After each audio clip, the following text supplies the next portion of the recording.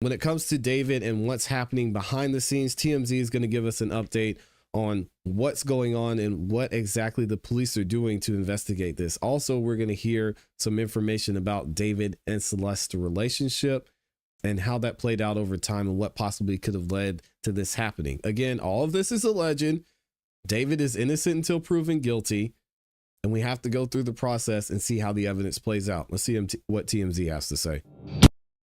I got to skip the intro because of the music.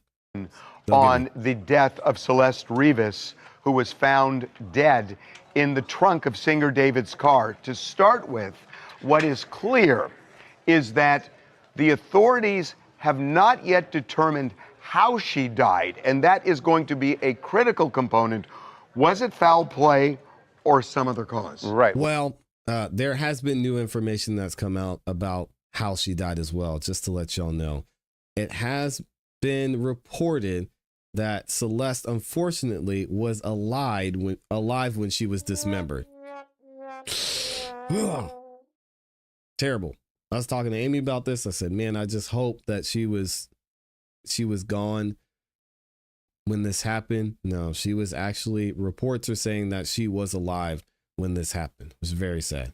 Well, the death certificate was released today by the LA County Medical Examiner's Office, and it reveals something very interesting. It addresses one of the longstanding rumors about this case. Yes. About Celeste being pregnant. The ME's office says she was not pregnant at the time of death. And then the other thing we were looking for here was that cause of death, which we know is critical. Because listen, if it's not foul play, just as an example, and we don't know, it could be a drug overdose, it could be natural causes. Right. And then that the body was cut up after. But then there's no homicide. Right. And so they don't even know for sure whether there's a homicide, and the medical examiner is still trying to determine what caused Celeste to die. Right. On the death certificate, it says deferred as far as cause of death and manner of death. There are toxicology reports that usually take a couple of months. And since the body has been returned to the family, the only thing that would seem to be outstanding that's major are these toxicology results. Right. And like you were saying, Harvey, it's critical, because I talked to the police this morning. They need that component. It's a huge component. How did she die? They don't know yet. There's only so much they can do in their investigation. So at this point, they're not looking for a person of interest. They're not looking for a suspect because they don't know that there will be one. What's interesting about that, though, is that there are certain markers that would tell you right away, is it foul play? I mean stab wounds. There's certainly a gunshot, a strangulation. But the body was such awful shape. I mean, she could have been identified through dental work for all we know. But even if she didn't die of foul play, there's foul play here. I mean, the body was dismembered. Well, but there's right. So I know it's different level of. It's not. It's a huge difference. Is it murder or is it cutting up a body? And those are two very different charges. Yeah. Both very disturbing. And she was in the car for several weeks, just so you guys know. So she wasn't in there and then they towed the car. She was in there for weeks and weeks and possibly even over a month before they found her. Both very disturbing, but one way worse than the other, undeniably. We know that this is a complicated, and my source used that word, complicated case. They're going over all the evidence they have right now, which includes going over everything they found in the Tesla, data for video, and they're trying to figure out what exactly is going on here. So this is where it gets really interesting. To figure out who was they driving called it a complicated case, and they have data. If you see, now they have cameras on these Teslas. If you could see somebody walking up to the Tesla with a bag that they then placed in the car, you seem like that's the person you got to, at the least. Ain't complicated. Right. That part doesn't seem complicated. Yet there's something more that we don't know. They actually have data from the Tesla, right? They told me that they've got a lot of evidence that includes the data from that they didn't have to go to Tesla. Correct, and they're going through all of that to see if it will yield a clue. It's sad, man. They were very forward with, they don't know yet exactly what all is there. They are still going through all of it. The one thing they also said to us that I think is really relevant is they are examining the relationship between Celeste and David. Well, That's correct. Yeah, I mean, this is something that everyone has been talking about also because she was 14 at the time of her death. How much did David know about her actual age? And what was the actual nature of the relationship? We know that we've spoken to people. And this is a video of David and Celeste on a live stream together. Who partied with them, who said that they certainly presented as boyfriend and girlfriend. Yeah. But And they were shocked that she was that age. They thought she was a student at USC, 18 or 19. Right. So, look, here's where we are right now. They are waiting, and I got to say, I'm a little bit confused that if the body is decomposed and they can't see physically what it is that caused her death, I'm not sure a toxicology report necessarily shows that. A toxicology doesn't show if somebody's not going to strangled. show, right. It just So doesn't. what more are they going to determine from toxicology that would lead to the manner of death? Certainly, I don't think toxicology is going to show manner of death. I guess it Could show for overdose. Right. Correct. It could Cause for of overdose. death, right. But again, we don't know. Sadly. And I don't know whether there are enzymes still or some way of, if there's a heart attack or something like that. But they're just saying, we don't know. And I think it's so interesting. They're saying this is complicated.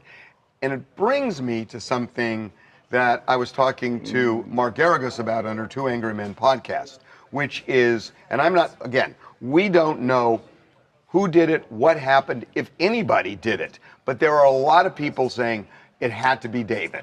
And people are saying it just had to be David. I mean, and it's we highly talked likely. about this in the podcast, that you got to be careful here, because what if David is, and again, these are hypotheticals, what if David is being framed?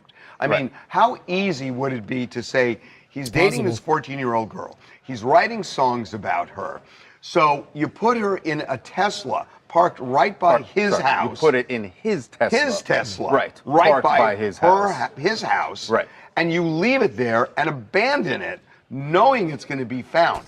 Would he do that?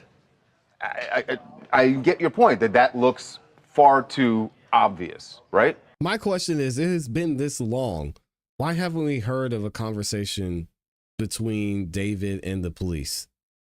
Why haven't we heard about that happening? And if he was able to clear his name, if he has an alibi, instead of canceling shows, instead of canceling an album release, why isn't David and his team just coming out and saying, hey, listen, we're just letting the police handle this.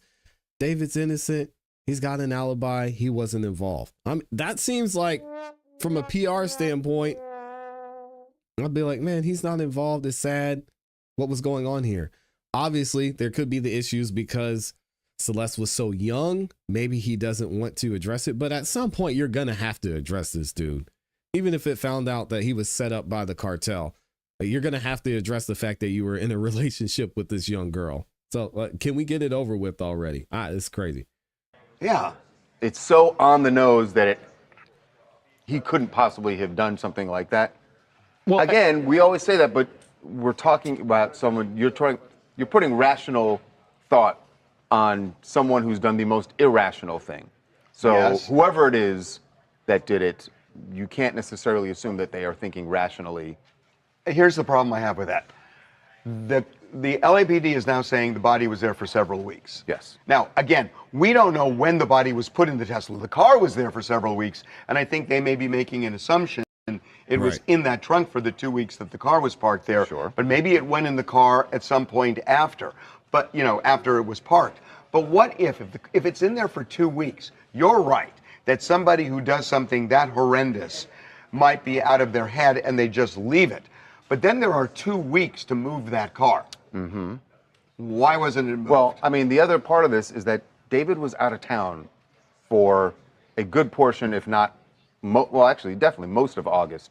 We know he was on tour as of the beginning of the month. But not actually, that far. at Not the that end far of from July. not that far from LA. In a But couple the of early situations. dates were not far from LA. They were in San Diego area, San Francisco, and Phoenix. Right. All areas that you can easily, within a day or less, get back to LA. So, And speaking of David's manager speaking out, shout out to TMZ for that. I did want to read this article to you guys because I think it's interesting how David's team is choosing to move and speak out amid all of the accusations and the literal evidence they have of Celeste's body being found in his car, this is what they decide to speak about. Check this out. David's manager speaks out, denies getting an email about Celeste.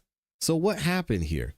David's manager has denied knowing anything about the teenager Celeste Rivas Hernandez and her disappearance, and refutes claims he received an email about her before she died.